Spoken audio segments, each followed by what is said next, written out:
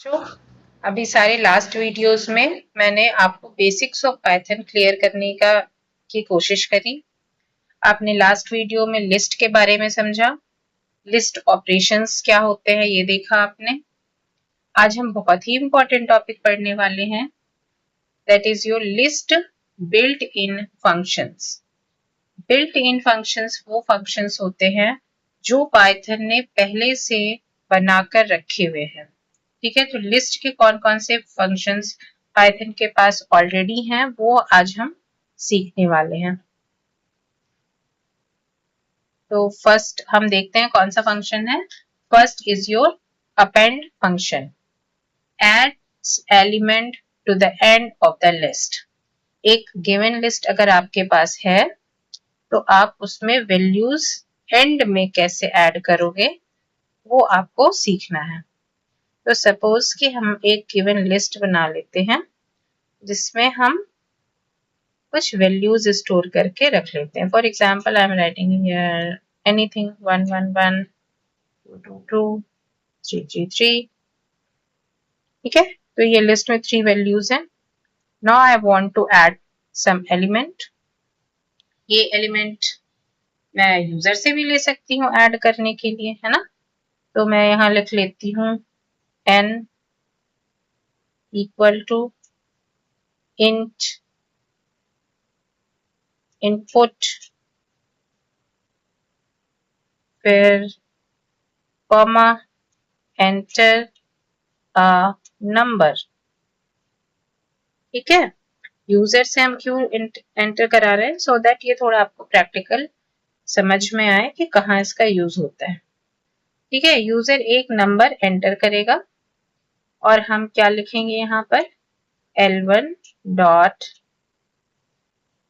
Append n। Line number 3 में हमने क्या किया कि L1 जो हमारी गिवन लिस्ट है उसमें हमने n को ऐड कर दिया। जो यूजर नंबर एंटर करेगा वो n में स्टोर होएगा और उसके बाद हम उसे L1 में ऐड कर देंगे। इसके बाद हम प्रिंट करके देखते हैं कि L1 में वैल्यू ऐड हुई है कि नहीं। एक बार बिना यूजर से एंटर कराए वैल्यू भी हम लिस्ट की वैल्यू प्रिंट करके देख लेंगे। ठीक है, ये मैंने पाइड्रॉइड में कॉपी पेस्ट का ऑप्शन यूज किया, आप भी इसे यूज कर सकते हो। ठीक है, प्रिंट L1 को मैंने नीचे से कॉपी करके लाइन नंबर 2 में भी पेस्ट कर दिया। आप स्क्रीन को थोड़ा देर तक प्रेस करते हो तो उसमें आपको कॉपी पेस्ट के ऑप्शंस मिल जाते हैं। चलिए अब इस प्रोग्राम को मैं रन करती हूँ। So we have a given list with 3 values. यहाँ लिखा है enter a number, मैंने लिखा 444। डन, 444 लिख दिया मैंने। अब आप एंटर प्रेस कर लो और देखो कि 444 भी जो है वो आपकी लिस्ट में एंटर हो चुका है। ठीक है, तो ये बात समझ में आ रही है सभी को। अब हम आते हैं second function. Real life example अगर आप सोचो तो आप ऐसा सोच सकते हो कि अगर आपने सॉफ्टवेयर किसी कंपनी के लिए बनाया है, न्यू एम्प्लॉयज की डिटेल्स आपको ऐड करनी है तो आप अपेंड फंक्शन यूज करके लिस्ट में डेटा ऐड कर सकते हो। नेक्स्ट आते हैं extend function, add elements of another list. ठीक है, किसी दूसरे लिस्ट की वैल्यूज जो है ये ऐड करता है। इसका एग्जाम्पल देख लेते हैं। अब यहाँ हमने क्या करा, यहाँ हम लिस्ट यूजर से भी एंटर करा सकते हैं और ऐसे भी ले सकते हैं। अगर मैं यूजर से एंटर कराऊंगी तो देखते हैं क्या होता है। यहाँ मैंने लिखा एंटर अ नंबर की जगह पहले मैं लिखूंगी यहाँ एंटर अ लिस्ट। ठीक है, इसके बाद मैं यहाँ लिखूंगी L1 डॉट एक्सटेंड n। ठीक है, इसे एक बार रन करके देख लेते हैं। Okay, enter a list. अब एंटर अ लिस्ट में अगर मैंने लिखा 8 8, अगर मैं बच्चों 8 और 8 लिखती हूँ तो 8 will be a separate element and the second 8 will be a separate element. तो इसे मैं स्पेस से एक बार बाइफरकेट करके देखती हूँ कि क्या होता है। ठीक है, अब मैं एंटर करती हूँ, एंटर। तो आप ये देख रहे हो कि इसमें 8 स्पेस 8 स्पेस 8 एंटर हो गया है। एक्चुअली जब आप लिस्ट एंटर करते हो तो जो भी चीजें आप एंटर करते हो तो वो as a separate element add हो जाता है एक लिस्ट में। ठीक है, तो आपके लिए अभी बेटर होगा कि आप ये समझ लीजिए कि अगर आपको एक्सटेंड यूज करना है तो आप यहाँ पर एक सेपरेट लिस्ट डिफाइन करके वैल्यूज को एंटर कर सकते हो। और या फिर आप अगर यूजर से ही लेना चाहते हो तो आप यूजर से एक एक नंबर लेकर पहले अपेंड फंक्शन यूज करके उसे दूसरी लिस्ट में ऐड करो, फिर उस लिस्ट को एक्सटेंड के साथ L1 में ऐड कर दो। ठीक है, यहाँ पर मैं आपको एक और एग्जांपल से बता देती हूँ। सपोज मैंने एक अनदर लिस्ट बनाई L2 में मैंने वैल्यूज दे दी हैं जो हमें ऐड कराना है। जैसे अभी तक हमने कराया था 3 3 3, तो मैं कर देती हूँ 4 4 4, 5 5 5। और यहाँ पे मैं L1 डॉट एक्सटेंड की जगह लिख दूंगी L1 डॉट एक्सटेंड L2। ठीक है, फिलहाल के लिए लाइन नंबर 3 अभी मैं हटा रही हूँ सो दैट ये कोड थोड़ा क्लियर हो जाए और आप इसका स्क्रीनशॉट लेकर एक्सटेंड फंक्शन समझ सको। ठीक है, तो अब ये दो लिस्ट है, L1 को हमने एक्सटेंड कर दिया L2 से। अब इसे रन करके देखते हैं तो आप देखो कि पहले लिस्ट में सिर्फ 3 नंबर्स थे और दूसरी लिस्ट में अब 5 नंबर्स आ चुके हैं। तो ये है आपका एक्सटेंड फंक्शन जो कि हेल्प करता है आपको एक लिस्ट को गिवन लिस्ट में ऐड करने के लिए। Next is your insert function. Inserts element at specific index. ये एक स्पेसिफिक इंडेक्स में वैल्यू को ऐड करता है। इंडेक्सिंग आप पढ़ चुके हो, आपको पता है कि there are two types of indexes, forward indexing and backward indexing। आप कोई भी इंडेक्स नंबर यूज कर सकते हो इंसर्ट फंक्शन के साथ। पहले मैं लिखूंगी L1 डॉट इंसर्ट पैरेंथेसिस। अगर मुझे सपोज 1 पोजीशन पे 5 लिखना है तो मैं क्या लिखूंगी 1,5 प्रिंट L1। ये देखिए, पहले 0 पोजीशन पे 1 1 1 था, 1 पोजीशन पे 2 2 2 था और 2 पोजीशन पे 3 3 3 था। अब यहाँ पे 1 पोजीशन पे 5 इंसर्ट हो चुका है। तो इंसर्ट फंक्शन हमें ये फैसिलिटी देता है कि हम एक पर्टिकुलर इंडेक्स में जाकर अपनी वैल्यूज को इंसर्ट कर सके। क्लियर हो रही है बात? तो ये आपका इंसर्ट फंक्शन है, इसका भी आप स्क्रीनशॉट ले लो। Next is your reverse. Reverse reverses the list. Reverse मतलब उल्टा करना। रिवर्स फंक्शन हमें ये हेल्प करता है कि हम अपनी लिस्ट को उलट दें।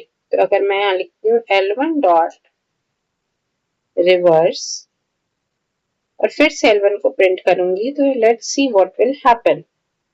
Let's execute the code. ये देखिए 3 3 3 पहले आ गया और ये लिस्ट पूरी अपोजिट में प्रिंट हो गई है। Done. If you wish you can take the screenshot. आपको सारे फंक्शंस अपने पाइथन पे रन करके देखने हैं बच्चों। ठीक है, नेक्स्ट हम आ जाते हैं इंडेक्स। इंडेक्स फंक्शन क्या करता है? Returns index of the element. अगर आपको पहले से एलिमेंट्स पता है तो आप उनका इंडेक्स पता कर सकते हो।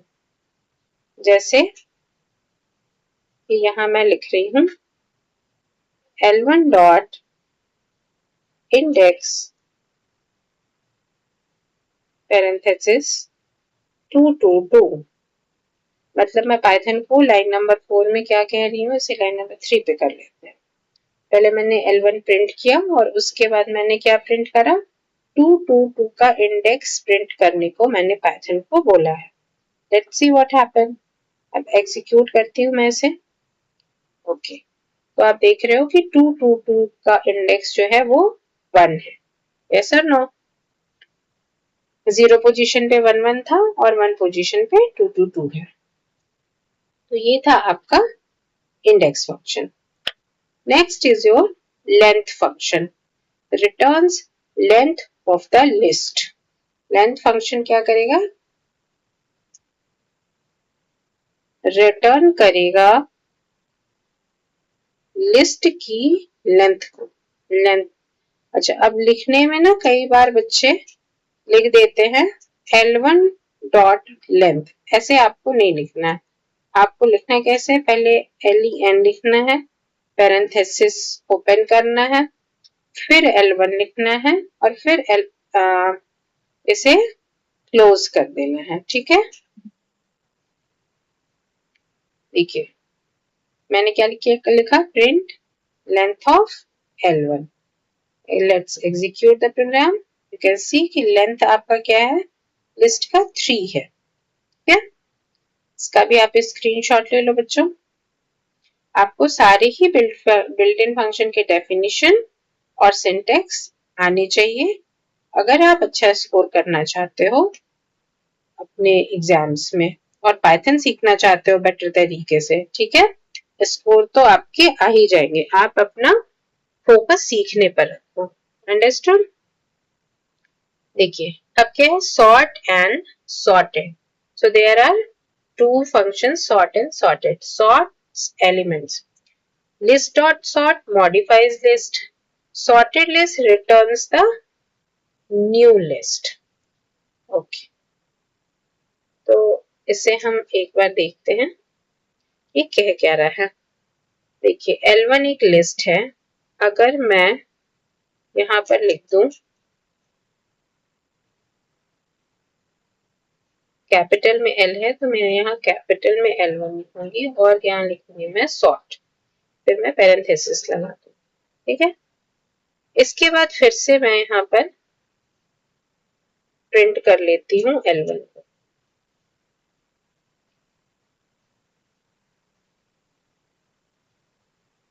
देखते हैं क्या होता है।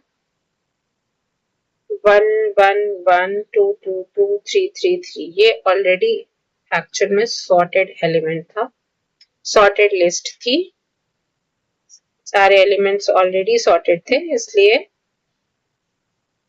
आपको ज्यादा कुछ समझ नहीं आया होगा। ठीक है, तो मैं बच्चों इस लिस्ट में मैंने 2 नंबर्स और ऐड कर दिए 87 एंड 43।